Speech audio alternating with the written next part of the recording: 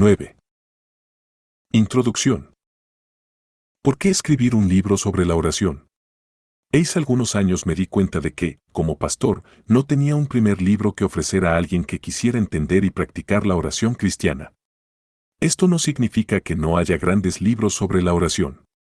Muchas obras escritas en el pasado son más acertadas y penetrantes que cualquier otra que yo pudiera producir. El mejor material sobre la oración ya ha sido escrito. Sin embargo, muchas de estas excelentes obras están escritas en un lenguaje arcaico que resulta inaccesible para la mayoría de los lectores contemporáneos. Además, esos textos tienden a tener ante todo un enfoque teológico, devocional o práctico, pero rara vez combinan lo teológico, lo vivencial y lo metodológico bajo una sola portada.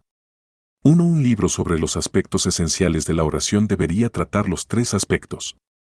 Asimismo, casi todas las obras clásicas sobre la oración invierten bastante tiempo en advertir a sus lectores sobre prácticas espiritualmente contraproducentes y perjudiciales que se daban en sus días.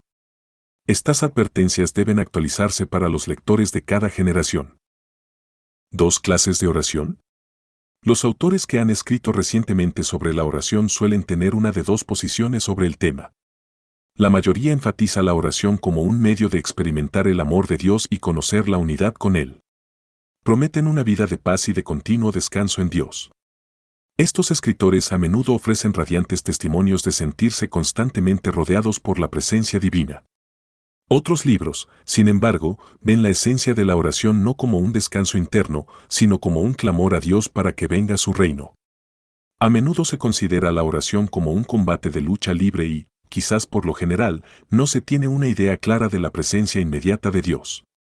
Un libro de esta clase es The Still Hour. H. 10. La hora de quietud, por Austin Phelps. 2. El autor parte de la premisa de que sentir la ausencia de Dios es la norma para el cristiano al orar y que es difícil para la mayoría de las personas experimentar la presencia de Dios. Otro libro con el mismo planteamiento es The Struggle of Prayer, La lucha de la oración, por Donald G. Bush. Él critica lo que llama el misticismo cristiano. 3. Rechaza la enseñanza que afirma que el objetivo primordial de la oración es la comunión personal con Dios. Piensa que esto hace de la oración un fin egoísta en sí mismo. 4. Desde su punto de vista, el objetivo máximo de la oración no es la reflexión sosegada, sino la súplica ferviente para que se cumpla el reino de Dios en el mundo y en nuestras propias vidas. El objetivo final de la oración es la obediencia a la voluntad de Dios, no la contemplación de su ser. 5. La oración no es fundamentalmente un medio para llegar a un estado interno, sino para conformarse a los propósitos de Dios. ¿Cómo se explican estas dos posiciones, que podríamos llamar la posición centrada en la comunión y la posición centrada en el reino? Una explicación es que ellas reflejan la experiencia real de las personas. Algunos descubren que son insensibles hacia Dios y que aún estar atentos por unos minutos durante la oración les resulta muy difícil. Otros experimentan con regularidad un sentir de la presencia de Dios. Esto explica al menos en parte las distintas posiciones. Sin embargo, las diferencias teológicas también desempeñan un papel en esto. Bloech argumenta que la oración mística concuerda más con la posición católica que enseña que la gracia de Dios se infunde de manera directa en nosotros mediante el bautismo y la misa, y menos con la creencia protestante que enseña que somos salvos mediante la fe en la promesa de la palabra del Evangelio de Dios. 6. ¿Cuál de estas posiciones es la mejor? ¿La adoración reposada o la súplica resuelta? Esta pregunta da por sentado que la respuesta es una de las dos, lo cual es poco probable. 11. La comunión y el reino. En busca de ayuda examinaremos primero el libro de Salmos, el libro sagrado de oración de la Biblia. Allí vemos bien representadas ambas experiencias de oración. Hay salmos como los Salmos 27, 63, 84, 131 y los extensos aleluyas de los Salmos 146, 150 que describen la comunión llena de adoración con Dios. En el Salmo 27, 4, David declara que una cosa él le pide a Dios en oración, contemplar la hermosura del Señor. Aunque David oró por otras cosas, él quiere decir, por lo menos, que nada es mejor que conocer la presencia de Dios. Por eso declara, oh Dios, mi alma tiene sed de ti. Te he visto en el santuario y he contemplado tu poder y tu gloria. Tu amor es mejor que la vida, por eso mis labios te alabarán. Sal 63, 1, 3. Cuando el salmista adora a Dios en su presencia, expresa, mi alma quedará satisfecha como de un suculento banquete. Sal 63, 5. Esta es ciertamente la comunión con Dios. Hay, con todo, incluso más salmos de queja que claman pidiendo ayuda o para que Dios ejerza su poder en el mundo. Hay también desoladas expresiones sobre la experiencia de la ausencia de Dios. Ciertamente, vemos aquí la oración como una lucha.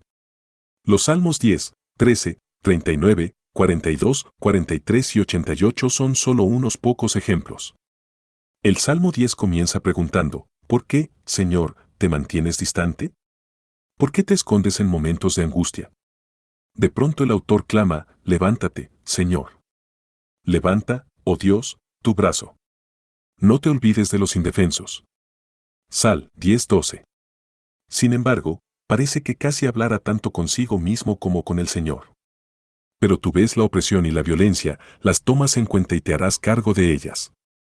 Las víctimas confían en ti, tú eres la ayuda de los huérfanos. Sal 10:14. La oración termina con el salmista que se postra ante el tiempo y la sabiduría de Dios en todos los asuntos, pero a la vez clama pidiendo justicia sobre la tierra.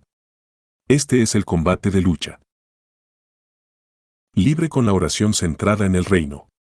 El Salterio, entonces, afirma tanto la oración que busca la comunión como la que busca el reino. Además de considerar las oraciones reales de la Biblia, debemos también tomar en cuenta la teología de la oración en la Escritura, es 12. Decir, las razones, en Dios y en nuestra naturaleza creada, que permiten que los seres humanos oremos, se nos declara que Jesucristo se presenta como nuestro mediador de manera que nosotros, aunque indignos en nosotros mismos, podemos acercarnos al trono de Dios y clamar para que nuestras necesidades sean satisfechas. 4, 14-16, 7-25. También se nos declara que Dios mismo mora dentro de nosotros a través del Espíritu, Rom 8, 9-11, y nos asiste para orar, Rom 8, 26-27, así que, incluso ahora, por la fe podemos mirar y contemplar la gloria de Cristo, 2 Oar 3, 17-18. Por lo tanto, la Biblia nos da fundamento teológico tanto para la oración centrada en la comunión como para la oración centrada en el reino. Un poco de reflexión nos mostrará que estas dos clases de oración no son opuestas y ni siquiera son categorías distintas. Adorar a Dios es una actividad marcada por la súplica. Alabar a Dios es orar. Santificado sea tu nombre, es pedirle que muestre al mundo su gloria para que todos le rindan honor como Dios. Sin embargo, así como la adoración contiene súplica, del mismo modo, buscar el reino de Dios debe incluir orar para conocerlo. El Westminster Shorter Catechism, Catecismo Menor de Westminster, nos señala que nuestro propósito es glorificar a Dios y gozar de Él para siempre. En esta conocida declaración, vemos reflejada la oración del reino y la oración de la comunión.